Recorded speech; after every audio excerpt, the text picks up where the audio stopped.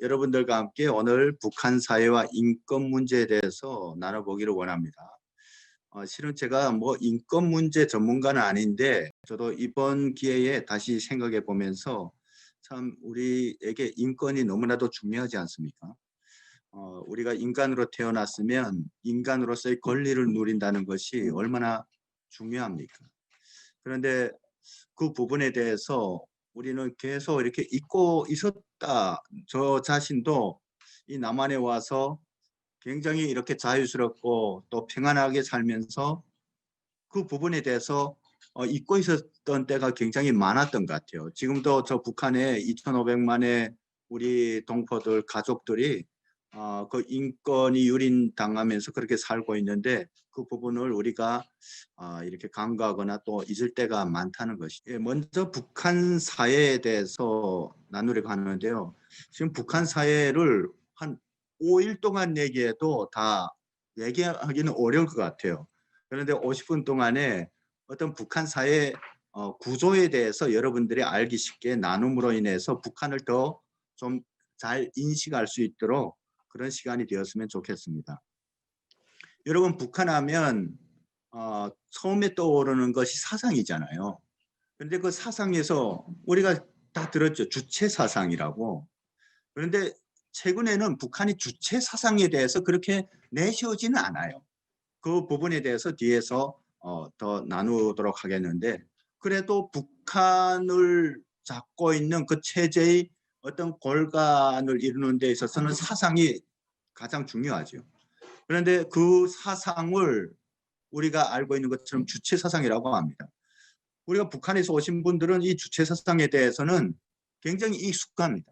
그런데 지금 북한에 사시는 분들에게 우리가 알고 있는 주체 사상들에 대해서 말하면 조금은 낯설어 할 수가 있어요. 왜냐하면 주체 사상이라는 그 한자로 따져도 자기 운명의 주인은 자기 자신이다. 이게 주체 사상의 핵심이거든요. 그런데 지금은 그렇게 말하는 경우가 많지 않습니다. 왜냐하면 지금 북한 체제가 처음에 주체 사상을 통해서 주장하던 것하고 많이 다르게 나가기 때문에 그렇습니다. 그런데 이 주체 사상이 오래전부터 있었던 사상이냐 그건 아니고요. 북한에서 소위 김일성에 의해서 만들어졌다고 하지만 실은 이 주체 사상이 만들어진 배경이 있습니다. 1953년 한국전쟁이 그 끝날 무렵인가 그때 스탈린이 사망하게 되죠. 스탈린이 사망한 다음에 후르시초브가 그 공산당 서기장을 하게 되는데 이 후르시초브를 이 공산주의 어떤 그 세계에서는 수정주의자라고 말하는 거예요. 그래서 스탈린의 그 모든 것들에 대해서 많이 부인하고 어떤 독재적인 그 요소들에 대해서 없애면서 그러니까 그 중국이 굉장히 반발하게 되고 소련하고 중국 사이 관계가 굉장히 나빠집니다. 그때 당시에는 북한 사회가 소련을 지나치게 의존하고 추종했던 것 같아요. 그래서 북한에 우리가 살 때 영화들도 있는데 모든 것들을 다 소련 방법으로 한다 해서 김일성이 그것을 비판하고 당중앙 회의에서 교조주의를 뭐 없애고 주체를 확립할 때 되어라는 이런 연설 같은 것을 하는데 거기서 처음으로 주체라는 용어가 나옵니다. 그것에 근거해서 이 사상으로 발전하기 시작하는데요. 저희 이 PPT를 보면 왼쪽 사진 있지 않습니까? 거기에 스탈린, 레닌이라고 써 있죠. 저희가 어릴 때까지만 해도 마르크스나 레닌에 대해서 어느 정도 북한에서 말했어요. 그런데 1980년대 들어와서 이 마르크스나 레닌 그것에 대해서 말하는 것이 북한 사회에서 거의 사라지겠습니다. 왜냐하면 이 마르크스나 레닌 사상이 북한이 추구하는 어떤 그것을 만족시키지 못했다고 하면서 그래서 김일성이 독창적인 주체 사상을 창시했다고 저희들이 배웠습니다. 그러니까 그 사람들은 어떤 완성체가 아니고 말하자면 불완전한 그런 사상을 만드는데 그쳤다면 김일성은 이렇게 완전한 주체 사상을 만든 어떤 창시자라는 것을 부각시키기 위해서 그렇게 북한 주민들을 교육했던 것 같습니다. 근데요, 이 주체사상이 그 이후에 철학적으로 발전돼 가다가 80년대 후반 90년대에 들어와서는 이 김씨 왕조를 위한 그 사상으로 완전히 탈바꿈하게 됩니다. 그래서 이때까지만 해도 북한에서는 굉장히 미신을 타파하고 이런 부분들이 굉장히 사람들에게 강조되고 그런 회의를 통해서 그 부분에 대해서 교육하고 했었는데요. 북한의 노동신문 같은 데서 굉장히 북한 사회에서는 어울리지 않는 그런 미신과 같은 그런 이야기들이 오르기 시작했어요. 그게 뭐냐면 김일성, 김정일에 대한 우상화 작업이에요. 그래서 신비주의를 굉장히 조장했어요.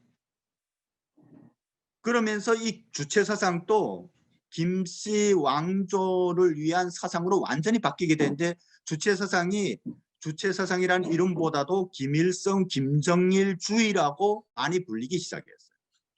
그러면서 그때부터 주체사상의 수령론이라는 것이 또 첨부돼 가지고요. 수령은 아무 사람이나 되는 것이 아니라 백두혈통을 타고나야 되고 그리고 또 어떤 특별히 하늘이 낸 그런 인물이 돼야 된다.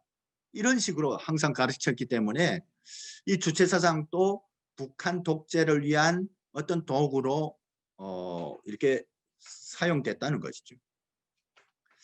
예, 그리고 이 북한을 지탱하는 중요한 부분이 사상과 교육이라고 할 수가 있습니다.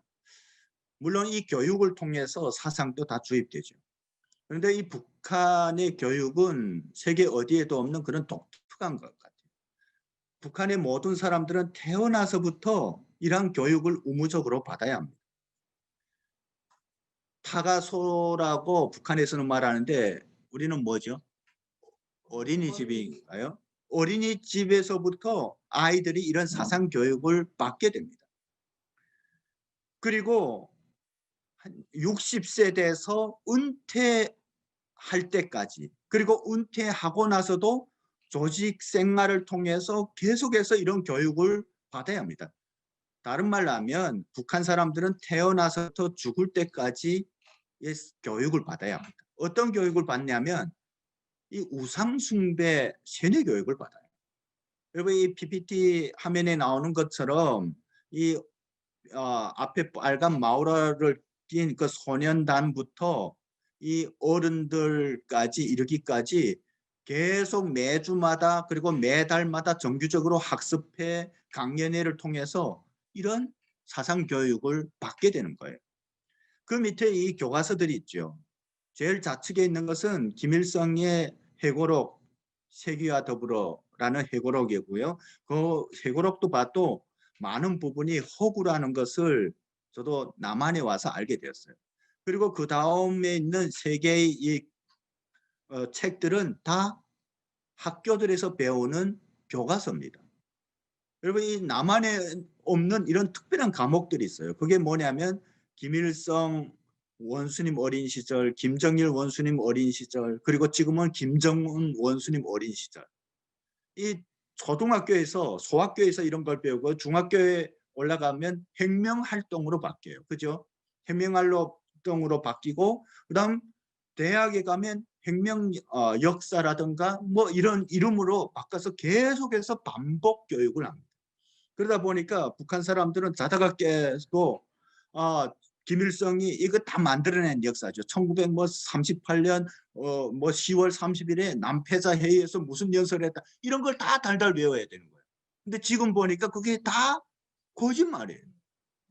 그러니까 북한 사람들이 그냥 기계적으로 이렇게 세뇌 당했다는 것을 우리가 안다면 이제 앞으로 북한 주민들을 우리가 대할 때 어떻게 접근하고 그들에게 어떤 모습으로 다가가야 할지 기도하면서 준비하는 데 필요하다고 생각됩니다. 그리고 북한에서는 이런 체계적인 교육과 함께 모든 북한 사람들을 향한 어떤 직관적인 세뇌도 있어요. 물론 이 제일 위에 있는 사진은 연구실이라는 건데요. 연구실은 김일성 교회라고 말할 수가 있습니다. 근데 이 연구실이 북한에 얼마 있냐면요. 14만 개가 있다고요. 우리 한국 교회가 밤에 보면 십자가를 얼마나 많아요? 그런데 몇 개인지 아세요? 6만 개. 많아서 7만 개 정도래요. 이 상가교회, 지하교회 다 합해서. 그런데 북한에 연구실이 14만 개. 매 학교마다 다 연구실이 있어요. 유치원에도 있어요, 연구실이. 그러니까 이제 통일돼서 북한에 뭐 돈 들여서 건물 세우고 교회를 세우겠다고 생각 안 하셔도 될 것 같아요. 왜냐하면 그 연구실을 거기서 김일성, 김정일, 김정은 사진을 떼어내고 거기에 십자가를 달면 그대로 교회예요. 그리고 북한에 또 있는 특별한 것이 있어요. 그게 뭐냐면 김일성, 김정일의 동상이죠. 이 동상도 매 도 소재지하고 중요한 대학마다 다 세워져 있습니다. 그리고 이런 동상이 아니더라도 이 매 도시마다 입상하라고 있죠. 그 이렇게 UR로 그려놓은 그런 대형 사진들이 걸려 있어요. 그리고 북한에는 영생탑이라는 탑이 있어요. 이 영생탑은 김일성과 김정일이 사망했잖아요. 근데 그들이 실제는 죽지 않고 영원히 살아있다는 거예요. 여러분 어떤 생각이 드세요? 제가 북한에서 계속 듣던 용어들을 이 예수님을 믿고 나서 이 기독교 용어로 사용되는 것을 보고 처음에 놀랐어요. 저는 그래서 이 기독교에서 북한의 용어를 도용한 줄 알았어요. 그런데 그게 아니고 이 북한이 자기 체제를 이렇게 유지하기 위해서 우상 숭배 이 교육을 위해서 이 기독교 용어들을 도용한 거죠. 그래서 북한에도 삼위일체가 있어요. 삼위일체도 있고 영생에 대해서 굉장히 많아요. 그래서 사람이 죽으면 완전히 죽지 않는다는 거예요. 정치적 생명은 영원히 살아있다는 거죠. 그러니까 이 북한 사람들은 태어나서 타가소, 유치원, 학교에서 이런 교육을 받을 뿐만 아니라 이 길을 걸 때에도 사방을 둘러봐도 이런 구호와 직감물들 때문에 그 어찌 보면 이 우상 숭배의 어떤 시각적인 이 모든 것에 둘러싸여 있다고 봐야 될 것 같아요. 그렇기 때문에 거기서 피할 수가 없는 거예요.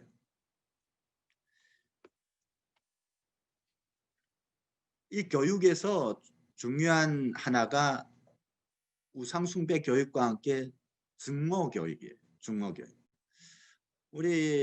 저도 자녀를 키우고 있는데 저희들은 어려서부터 아이들에게 그런 교육을 하죠. 나가서 친구들을 잘 지내라. 싸우지 말고 그리고 또 내가 먼저 다가가라.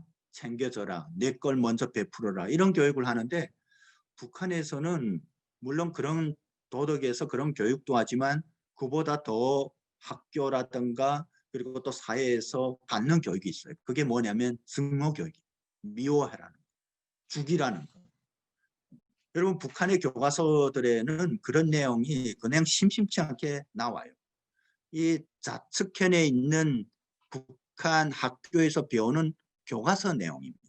여기에 나오는 내용이 뭐냐면요. 여러분 잘 보일지 모르겠지만 거기에 교회가 있고 십자가가 있어요. 그리고 그 앞에 있는 안경을 낀 사람은 선교사예요. 그런데 북한에서 이 교과서에 이 선교사를 선교사 놈이라고 지칭합니다. 그리고 이 선교사 놈이 이 아이에게 이렇게 뭐 도적 누명을 씌우고 이마에 염산으로 청강수라고 하는데 북한에서는 염산으로 도적이라고 썼다는 그런 내용입니다. 그러면서 이 기독교와 그리고 또 북한 같은 사회주의가 아닌 자본주의에 대한 증오 교육을 시키는 거죠. 그리고 그 우측 상단에 있는 그 포스터는 학교에 걸려 있는 포스터입니다. 근데 거기에 그림이 여러분 큰 그림은 이 큰 펜을 가지고 미국, 일본, 남조선 괴뢰도당을 이렇게 찔러 죽이는 장면이잖아요.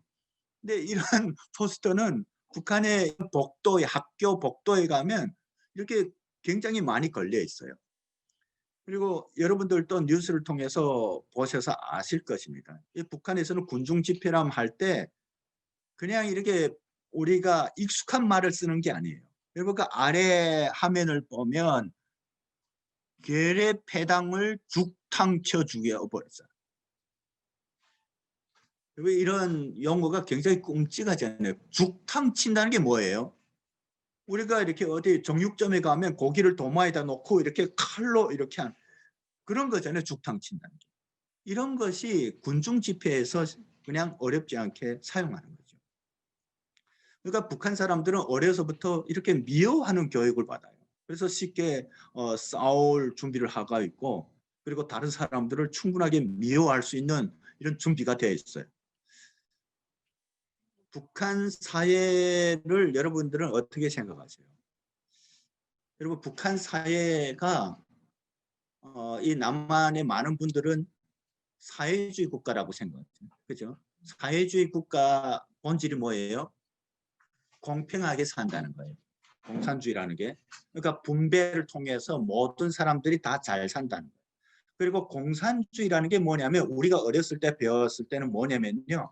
공산주의는 계급이 없는 사회를 말해요. 계급이 뭔지 알죠? 자본가 계급, 노동자 계급. 우리나라에 계급이 있어요? 우리나라 없잖아요. 근데 저 북한이 추구한 것이 무계급 사회예요, 원래. 그런데요. 그 추구하는 것과 다르게 북한에는 많은 계급이라기보다도 계층들이 있어요. 계급도 있죠. 노동계급. 근데 그것이 북한에서 만들어낸 계급들이에요. 계층들이에요. 근데 그 대표적인 게 뭐냐면 특권 계층이 있어요. 특권 계층. 특권 계층은 어떤 사람들이냐면 소위 김일성의 그 빨치산 투쟁을 할 때 옆에서 도왔던 그런 사람들의 가족들, 그 후손들을 말합니다. 그리고 한국전쟁 때 어떤 이렇게 한국전쟁 때 사망했던 사람들, 전사자라고 하죠. 그런 사람들과 그 후손들을 말합니다. 그런데 이런 사람들이 북한 체제의 골간이라고 할 수 있어요. 이 평양시 인구가 250만 명 정도 되는데 그중에서 한 100만 명 정도는 이런 북한 체제를 지탱하는 그 골간으로 이루어졌다고 보면 될 것 같습니다. 그래서 평양에 있는 사람들은 북한 지역에 사는 다른 사람들과 다르게 이런 특권을 누리면서 살고 있죠. 그리고 또 다른 계층이 있는데 그것을 핵심 계층이라고 부르기도 합니다. 그 핵심 계층은 뭐냐면 일반 노동당원 그리고 전사자 가족, 영예군인 뭐 이런 사람들이라고 할 수 있죠. 그리고 기본군중 계층이 있습니다. 기본군중 계층은 이 한국 전쟁 때 북한에 올라간 사람들, 의용군이라고 하는데 그런 사람들과 그 후손들 그리고 일반 노동자, 농민 이런 사람들이 있죠. 그리고 복잡군중 계층이 있습니다. 물론 이것도 여러 부류로 나눌 수가 있는데 이 복잡군중 계층은 뭐냐면요. 북한이 경계를 하는 계층들이에요. 근데 이런 사람들에는 어떤 사람들이 있냐면 월남자 가족. 우리 가족 중에 한국전쟁 때에 월남했다면 그것이 계속 그 가족들의 딱지가 붙어요. 그래서 그 사람들이 입당하거나 어떤 출세하는데 대학에 가는데 굉장히 걸림돌이 되는 거죠. 그리고 남한 출신이면서 입북한 가족들. 여러분 저 북한에 간혹 이 무슨 생각 때문에 저 북한에 가는지 가는 분들이 있어요. 너무 힘드니까 갈 수도 있겠는데 북한 가면 어떤 그렇게 상상하던 그런 것이 뭐 반기지 않아요. 거기 가서 또 계속 감시를 당하고 자칫하면 그냥 하루아침에 없어질 수가 있습니다.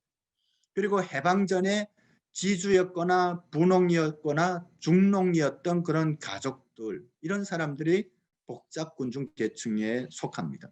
그리고 북한에 있는 특별한 사람들이 있습니다. 어떤 사람들이냐면 제1교포들. 우리 남한에는 제일교포들이 별로 안 들어왔죠. 근데 북한에는 한 10만 명 정도의 일본에서 살던 해방 전에 일본에 의해서 끌려갔거나 징용으로 갔던 그 사람들이 한 10만 명이 북한에 갔었어요. 한국전쟁 후에 북한 체제가 이렇게 많은 사람들이 전쟁을 통해서 인명피해도 있고 그리고 또 북한이 전후복구 건설을 해야 되는데 노력이 부족하잖아요. 그러니까 일본 정부하고 딜해가지고 이 제일교포들을 북한에 데려옵니다. 근데 그때 어떤 조건을 내거냐면 이 제일교포들이 이제 북한에 오면 집을 주고 일자리를 주고 그리고 또 좋은 조건을 준다. 이렇게 해가지고 그런 선전에 넘어간 이 많은 사람들이 북한에 가게 되는데 북한에 가보니까 전혀 상상했던 것과 다른 거예요. 근데 그러한 것들을 남겨진 일본 가족들에게 전할 수가 없었어요. 왜냐하면 북한이 그 가는 통로라든가 그 채널들을 다 차단했기 때문에. 그래서 모르고 계속 제일교포들이 북한에 가게 되고 최종적으로 80년대 초인가 그때까지도 제일교포들이 북한에 갔었어요. 간 사람들은 거의 100% 후회했죠. 왜냐하면 북한에서 제일교포들이 입지는 굉장히 좁았습니다. 그리고 그 사람들은 이 일본이라는 어떤 자유롭고 이런 체제에서 살았기 때문에 북한에서 어떤 자칫 말 잘못하고 행동 잘못한 것 때문에 추방당하고 정치범 수용소 가고 그러다 보니까 북한 사회에서 이 제일교포들 굉장히 불편한 존재로 여기게 됐어요. 그런데 여러분 우리가 북한을 위해서 기도할 때 이 제일교포들 그리고 또 일본에 살고 있는 제일교포들을 우리가 기억할 필요가 있습니다. 그들은 어찌 보면 희생물이에요. 일본 정부도 거기에 일조했어요. 일본 정부는 일본 땅에 많은 제일 한국인들이 있으니까 그 사람들을 굉장히 불편하게 여겼어요. 그래서 북한하고 협정을 맺고 이렇게 보낸 것이죠. 북한 체제가 왜 지금까지 이렇게 유지될 수 있었다고 생각해요? 여러분 저 북한 체제는 동구권도 무너지고 그리고 또 저 중동 지역이라든가 아프리카 여기서 시민혁명도 일어나는데 북한에는 그런 일이 없잖아요. 근데 많은 분들이 그런 질문을 합니다. 왜 북한 사람들은 멍청하냐? 왜 북한에서 데모도 하고 왜 이렇게 쿠데타도 안 일어나냐? 이런 얘기를 하는데 정말 북한 체제를 잘 몰라서 그래요. 북한은요 70년 동안 그런 독재 체제를 구축해 왔습니다. 지금 지구상에 지금까지 있어 본 적이 없는 그런 체제 시스템이에요. 그래서 이 시간에 여러분 그 북한 시스템에 대해서 다 말할 수가 없어요. 제가 그 시스템 구조에 대해서 이야기하려도 1시간은 걸려야 돼요. 근데 어쨌든 한 사람이 그냥 5중 6중 감시를 받는다고 하면 이해할 거예요. 누가 나를 감시하는지 아무도 몰라요. 그리고 몇 명이 모여서 뭔가를 모의한다는 것은 북한 사회에서는 굉장히 어렵습니다. 여기 쓴 거 여러분 보이시죠? 이렇게 다 의무적으로 조직 생활을 해야 됩니다. 그리고 자기가 소속된 그 단체 담당 보안원 있고 보이지도에 의해서 계속해서 보고가 되고 감시를 당해야 돼요. 이런 구조기 때문에 북한에서는 그런 일이 일어나는 것이 굉장히 어려운 것이죠. 여러분 북한에는 이 남한이 없는 또 다른 부분이 있어요. 그것이 뭐냐면 인민반이에요. 이 인민반이 굉장히 북한 체제가 지금까지 유지되는 데 있어서 굉장히 중요한 역할을 한 거예요. 이 인민반은 뭐냐면요. 모든 북한 주민 세대들은 다 묶여 있는 거예요. 20 내지 30세대씩 다 묶여서 그 통제를 받고 그 시스템 안에 있는 겁니다. 그 인민반 담당 보위원이 있고 보안은 있습니다. 그리고 그 안에 또 다 조직이 있어요. 이 여성들이 주로 결혼하면 그냥 가정주부로 있는데요. 가정주부라고 해서 조직이 없는 게 아니에요. 여명에 다 가입해야 되고 그 여명 생활총화를 하면서 계속 통제를 받는 거예요. 그리고 이 인민반으로 구성되는데 우리는 이전의 자유가 있잖아요. 그런데 북한에서는 옮길 수가 없어요. 그러니까 대부분 북한 사람들은 태어난 집에서 그냥 이렇게 늙어서 죽을 가능성이 큰 거죠. 그리고 북한 체제를 유지시키는 또 다른 하나의 중요한 것은 생활총화입니다. 여러분 이 생활총화가 왜 그러냐면요. 이 무슨 역할을 하냐면 생활총화는 여러분 우리가 뭔가를 일을 하려면 마음을 모아야 되잖아요. 그래서 저 북한 체제가 잘못됐다는 것을 인지하더라도 이것이 잘못돼서 바꿔야겠다. 그러려면 우리가 이렇게 마음을 모아서 이렇게 해야겠다. 이런 것들이 있어야 되잖아요. 근데 북한은 그럴 수가 없는 게 바로 이 생활총화를 통해서 오랫동안 북한 주민들 속에 형성된 서로에 대한 불신이에요. 이 생활총화는 나를 이렇게 돌이켜서 조직에 나의 삶을 보고하는 것뿐만 아니라 다른 사람의 삶을 감시하고 비판하는 데 있습니다. 그러니까 다른 사람을 의무적으로 비판해야 돼요. 비판하면 비판받는 사람이 마음이 안 좋죠. 그러다 보니까 서로가 이렇게 불신하게 만드는 거예요. 예, 아까도 말씀드렸지만 거주 이전과 이동의 자유가 제한되어 있습니다. 북한 사람들은 자기가 살고 있는 군이나 시에서 그 옆에 다른 군이나 시로 놀러 가려고 해도 그냥 갈 수가 없어요. 기차를 그냥 기차 티켓을 가지고 갈 수 있는 게 아닙니다. 여행 증명서라는 것을 끊어야 그것을 가지고 기차표를 살 수가 있습니다. 그러니까 이렇게 북한 주민들이 다 통제 가운데 있는 것이죠. 그렇기 때문에 북한 사람들은 정말 이렇게 북한 사회에서 살면서 오중육죽으로 감시를 당하고 그리고 또 모든 그 자유들이 제한을 받는 그런 삶을 살아가는 것입니다. 그리고 여기 북한 주민들이 어떤 조직 생활을 하냐는 그런 도표가 있어요. 만 7세 이후에 조선소년단에 입단해야 되고 그 다음에 만 14세부터 청년동맹에 가입할 수가 있고 그리고 고등중학교를 졸업한 다음에 군대 가지 않으면 대학에 가고 직장 배치를 되는데 만 18세부터 노동당에 입당할 수 있다고 해요. 그러나 18세에 입당한 사람은 거의 없어요. 노동당에 입당하는 것이 너무 힘들어요.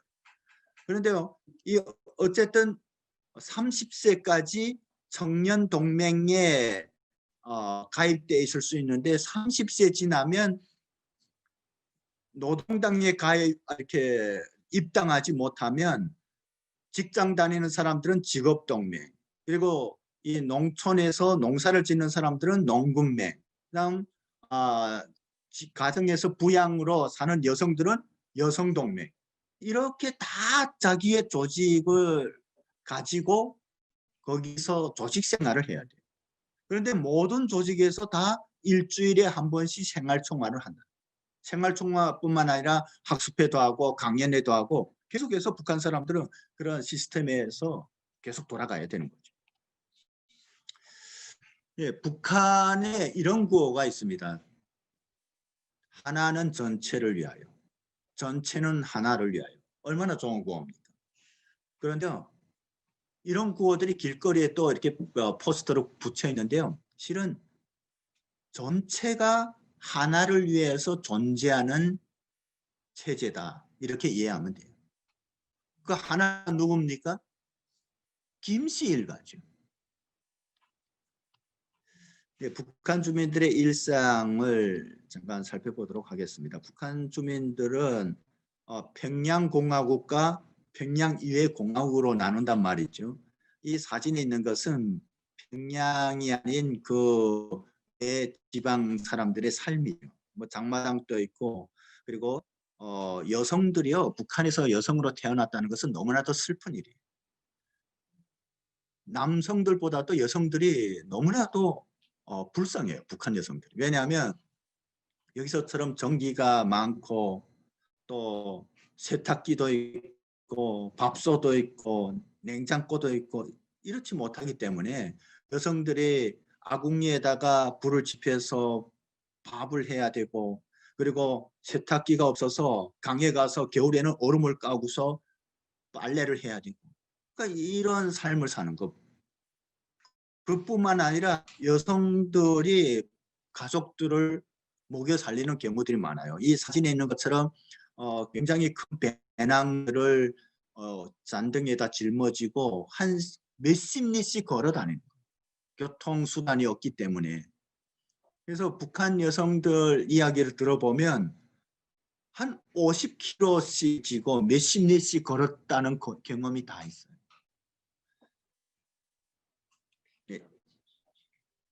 예, 100kg라고 합니다. 여기서는. 우리 송 목사님 100kg 지고 다녔다는. 그리고 이동할 때도 이 열차 객차를 그 증명서가 없기 때문에 이렇게 화물 열차를 타고 다니는 경우가 많아요. 저도 북한에 있을 때 그냥 달리는 열차에 잡아탄 거는 일도 아니었어요. 달리는 트럭에. 그래서 사람들이 잡아탈까 봐 트럭 기사들이 최고 속력을 하지만 저희는 그보다 더 빨라서 잡아타는 거예요. 지금은 그렇게 막 갈 수도 없습니다.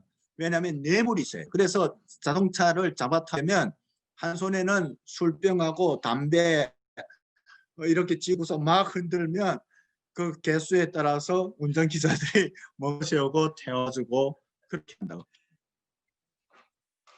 근데 이 평양공화국에 사는 사람들은, 특권층들은 이런 삶도 삽니다. 예, 이렇게 워터파크에서 또 이렇게 시간 보내고 평양에 있는 카페들 그리고 고급 식당들에서 이런 삶을 삽니다. 이 해당나 해관이라는 곳에 있는 그 식당에서 한 끼 식사가 일반 노동자들이 한 10년 동안 월급 받을 만한 그렇게 큰 돈을 내야 먹는다고 해요. 그러니까 너무나도 차이가 크죠. 이 지방에 있는 이 주택들입니다. 북한의 일상적으로 지방에 있는 아파트들이라든가 그리고 이런 단독주택들인데요. 이 북한 주택들이 공통된 점은 다 집안에 이 장작이나 석탄을 뗄 수 있는 아궁이가 있다는 거예요. 거기에 무쇠가마가 걸려 있고 정말 이 나무만 화목만 있고 그리고 쌀만 있으면 이 무쇠가마에 밥 해 먹으면 진짜 맛있어요. 누룽지가 진짜 일품이에요. 북한 선전하는 건지 잘 모르겠습니다. 이 평양 아파트인데요. 이 서울이 아닙니다. 이 평양의 이런 아파트고, 또 평양 사람들은 어떤 이런 특별한 대우를 받고 있죠. 그렇다고 해서 평양의 모든 사람들이 다 그런 것이 아닙니다. 평양이 이 서울보다 면적이 굉장히 커요. 그 핵심 중심부에 사는 사람들이 그렇고 평양도 굉장히 시골들이 많이 있습니다. 그 사람들은 이 중심부에 살고 있는 특권층과 다르게 어려운 삶을 살고 있죠. 그리고 북한 사람들은 정말 뭔가 마음을 편히 쉴 새가 없어요. 굉장히 뺑뺑이 돌리는데요. 뭘 하냐면 계속 체제 선전을 해야 되고, 그리고 학생들은 이렇게 사회동원이라든가 농촌 지원이라든가 체제 선전에 계속해서 동원돼야 됩니다. 그래서 저희가 초등학교 때부터, 북한은 소학교라고 하는데 계속해서 봄하고 가을에 농촌 지원 가고, 그리고 중학교 3학년부터는 아예 한 달 동안 농촌에 가서 합숙생활하면서 농사를 했던 경험들이 있습니다. 그래서 탈북민들이 이 남한에 와서 이런 시골이라든가 이렇게 지방에 가라면 굉장히 싫어해요. 왜냐하면 북한에서 너무 농사에 대한 그런 트라우마들이 있어가지고요. 그리고 또 북한 사람들은 그냥 수시로 불러내서 사회동을 합니다. 뭘 할 게 없으면 이게 도로 청소, 길 닦기라도 시키는 거예요. 새벽마다 인민반에서 인민반장이 도로 청소 나오세요 하고 막 이렇게 하면 이렇게 나와서 이렇게 도로 청소를 해야 되는 거예요. 거기서 찍히면 또 사상무대에 올려서 비판도 받고 그렇게 하는 거죠. 그런데 이런 북한 사회에 변화들이 있다는 것이에요. 여러분, 이 사진에 보면 김일성 사진이고, 김일성이 사망됐을 때 북한 주민들이 울고 있는 사진입니다. 북한 주민들에게 있어서 김일성은 굉장히 어보이라는 그런 표상이 커요. 김일성은 그래서 항상 60년대, 70년대 이 김일성의 이런 영상들을 보면 항상 북한 주민들 속에 있고 이러다 보니까 굉장히 어버이라는 그런 이미지로 각인됐어요. 그렇기 때문에 북한 사람들은 김일성이 정말 하나님처럼 그렇게 생각했다는 거예요. 신처럼 생각했어요. 심지어 북한의 많은 사람들이 오랫동안 세뇌 교육을 받다 보니까 김일성은 인간이 아니라고 생각했어요. 죽을 수 없는 사람이라고 생각했어요. 그런데 1994년도에 김일성이 사망하자 북한 사람들이 충격을 받은 거예요. 그때 이 자료에 의하면 수천 명의 사람들이 심장마비로 죽었다고 합니다. 너무 충격을 받았어요. 왜냐하면 김일성이 죽을 수 있다는 것을 상상도 못했어요. 그래서 북한 사람들이 김일성이 사망했다는 그 뉴스를 듣고 이제 조금 있다가 지구가 폭발하고 하늘이 무너지는 줄 알고 그 폭발하는 멸망을 기다렸어요. 그 정도로 북한 주민들이 세뇌를 당했습니다. 그런데 그 다음 사진은 이 김정일하고 그 김정일 사망 때 그 북한 주민들의 그 모습인데요. 이 1994년 김일성이 사망된 것이 북한 주민들의 의식이 바뀌는 중요한 기점이라고 저는 생각해요. 왜냐하면 사람들이 김일성이 사망되자 그 충격에서 한동안 벗어 못 나고 있다가 점점 깨닫기 시작했습니다. 아, 김일성도 우리와 같은 사람이구나. 죽을 수 있구나. 그러다가 2011년에 김정일이 사망되자 북한 사람들이 별로 슬퍼하지 않았어요. 평양 사람들은 그 카메라를 비추면 울어야 되기 때문에 울고 그랬지만 지방에서는 그러지 않았다고 저희가 다 들었습니다. 북한에 지금 활발하게 활동하는 또 하나의 노동당 아닌 당이 있죠. 장마당이 있습니다. 이거는 북한 속의 시장 경제라고 할 수가 있죠. 자본주의라고 할 수가 있죠. 여러분 이전에는 뭐 이렇게 메뚜기 시장 하면서 북한 당국에서 계속해서 통제하다 보니까 8분 남았답니다. 통제하다 보니까 그런데 이제는 북한도 어느 정도 그것을 인지하고 이 아래 사진은 한국 장마당이 아니에요. 북한 장마당이고 저희 고향 장마당도 위성을 보니까 완전히 멋지게 이렇게 만들었더라고요. 예. 그리고 북한 주민들이 이 남한 영상물이라든가 음악을 계속해서 시청하면서 남한 문화가 북한 사람들에게 굉장히 큰 영향을 줍니다. 예, 지금 심지어 전화 통화를 하죠. 전화로 복음도 전하고 전화로 북한의 소식들을 계속해서 저희가 듣고 있습니다. 이 사진을 보면 굉장히 재밌잖아요. 이 사진이 평양 주민들의 사진이고 북한 주민들의 사진인데요. 이 빨간 모자를 쓴 사람들은 이렇게 이 평창 올림픽에 왔던 북한 응원단이에요. 근데 왜 이러냐면 그때 300명이 왔나요? 그 대부분 여성들을 이렇게 기자들이 관찰했는데 대부분 쌍꺼풀 수술했다는 거예요. 그리고 많은 북한 여성들이 눈썹에 문신을 하고 이게 뭐냐면요. 이제는 개인의 삶을 굉장히 중시한다는 거예요. 그 위에 이렇게 검은 부대들은 그 한국 사람들이 아닙니다. 북한 평양 사람들인데요. 이렇게 살집도 있고 이렇죠. 그 사람들이 장군님을 위해서 총폭탄 될 기색은 전혀 보이지 않습니다. 예, 그러다 보니까 북한 사회에서는 지금 남한에 대한 굉장한 이렇게 동경심이 퍼지고 있어요. 이미 그것이 20년, 30년 전부터 시작됐습니다. 그래서 이 북한의 유명한 외교관들이 우리나라에 왔고 그리고 또 해외 식당에서 일하던 여성들도 왔죠.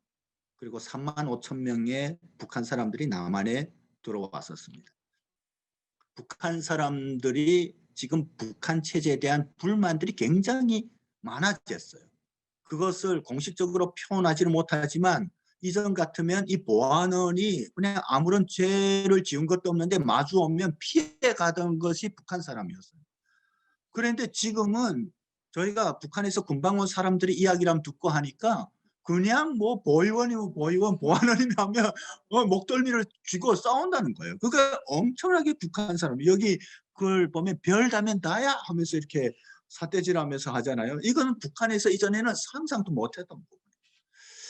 그리고 또 안 좋은 문화도 많이 들어갑니다. 마약을 많이 하고 또 매움이라든가 미신 행위가 굉장히 성행하고 있다고 들었습니다. 예, 북한의 지하 교회들이 이렇게 하나님께서 또 역사하심으로 이렇게 많이 세워져 가고 있고요.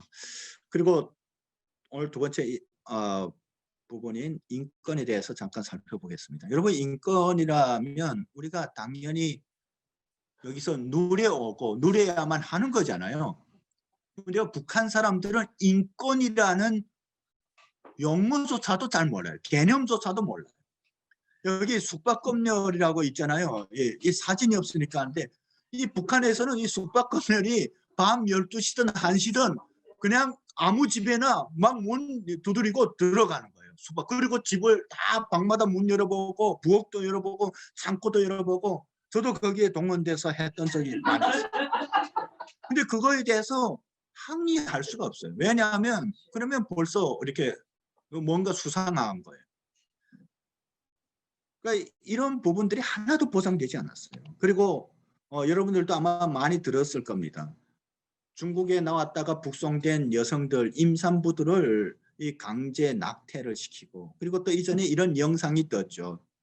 탈북하다가 잡힌 여성들 막 이렇게 군인이 차고 이렇게 패고 하는데 그 영상이 얼마나 끔찍합니까? 그런데 이런 부분에 대해서 어디 항소할 때도 없고 이것이 잘못됐다고 말할 때도 없어요. 그냥 당해야 되는 거예요. 북한 사회 전체가 인권 유린 집합소라고 하죠.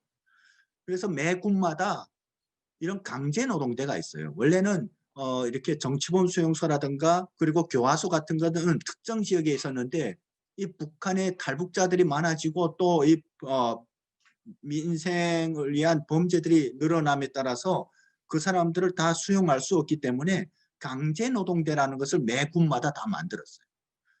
그래서 그 6개월 동안 강제 노동시키는데요. 거기에 들어간 사람들 중에 많은 사람들이 살아서 못 나옵니다. 거기서 죽어서 나오는 거예요. 그래서 북한에서 온 우리 탈북민들의 그런 이야기를 들어보면 정말 끔찍합니다. 한번 북한의 감옥에 들어가면 살아나온다는 것이 기적이에요. 그리고 정치범 수용소는 한번 들어가면 영원히 다시 못 나와요. 그 정치범 수용소에 갇힌 사람들은 북한 어떤 호적에서 다 이름이 삭제됐어요. 이 남한에 들어온 정치범 수용소 출신들은 우리가 흔히 말하는 정치범 수용소가 아니라 그 정치범 수용소 내에서 혁명화 구역이라고 형기를 바꾸서 들어가는 사람들입니다. 그리고 수십만의 정치범 수용소에 들어간 사람들은 살아서는 나오지 못하는 사람들이라고 이해하시면 될 것 같습니다. 이렇게 정치범 수용소가 있고 지금도 많은 사람들이 거기에 갇혀 있죠. 그리고 공개 처형도 북한에서는 심심치 않게 일어나는데 지금은 국제사회하고 또 국제사회에서 북한의 인권에 대해서 계속 지적하니까 이 공개 처형이 많이 줄어들었습니다. 그런데 1990년대, 2000년대 초반까지만 해도 거의 매주에 한두 번씩 매 군마다 지역마다 해서 공개 처형이 있었어요. 이렇게 이렇게 공고를 게시하고 사람들을 거기에 다 모여가지고 거기서 즉석 재판을 하고 바로 총사령에 처하는 거죠. 여러분, 그러면 북한 주민들이 전혀 법적으로 자유가 보장되지 않아서 그럴까요? 그게 아니에요. 여러분, 북한의 사회주의 헌법, 제가 그 사회주의 헌법 5장 그 내용을 올렸는데요. 거기에 보면 어찌 보면 우리 대한민국 헌법 내용하고 별반 차이가 안 나요. 거기에는 모든 국민은 이런 선거할 권리가 있다. 근데 북한에서 우리 남한처럼 자유롭게 선거할 수가 있습니까? 없습니다. 그리고 67조에 모든 국민은 언론, 출판, 집회, 시위, 결사의 자유를 가집니다. 이렇게 되어 있어요. 정당 활동도 보장한다고 했어요. 그리고 68조에 신앙의 자유를 가진다고 했어요. 그런데요, 제가 말씀드리지만 북한의 주체사상과 북한 사회주의 헌법은 그대로 지키면 북한에서 살아남을 수가 없어요. 그 반대로 행해야만 북한에서 살아남을 수가 있습니다. 자기 운명의 주인이 자기 자신이라고 착각하고서 그렇게 했다간, 그 주체사상을 따랐다간 그냥 북한에서 하루아침에 다 멸살당합니다. 그리고 이 사회주의 헌법을, 법을 지키겠다고 했다간 북한에 그냥 존재조차도 없어지는 거예요. 여러분, 그게 북한 사회예요. 북한은 이런 법하고 사상하고는 아무런 상관이 없는 체제입니다. 그래서 이 남한의 이전에 어떤 분들이 이 북한의 주체 사상 내용만 보고서 이 사상을 보니까 너무 괜찮냐 하고서 그 신봉했던 사람들이 있어요. 그런데요, 그분들이 몰랐던 한 가지가 있어요. 북한 체제는, 북한 사회는 그 사상하고 주체 사상하고는 아무런 상관이 없어요. 북한 주민들은 그 사상에서 말하는 그 북한 주민들의 어떤 존엄성이라든가 그 권리하고는 아무런 상관이 없어요. 그것을 지키려고 하면 북한에서는 정치범 수용소에 가야 돼요. 여러분, 이게 다행히도 마지막 페이지입니다. 예, 감사합니다. 제가 이 짧은 시간 동안에 그냥 네, 깊이 있게 못 나눴는데, 이제 여러분 이렇게 계속 북한에 대한 뉴스들이라든가, 물론 뉴스를 통해서 북한 사회를 제대로 알 수는 없습니다. 그래서 통일의 마중물 유튜브 채널이라든가, 그다음에 제가 얼마 전에 새희망 미디어라는 유튜브 채널을 개설했는데, 거기에 보면 이 더 깊은 내용들이 강의했던 동영상들이 있으니까 여러분 참조해 주시면 감사하겠습니다. 예, 수고하셨습니다.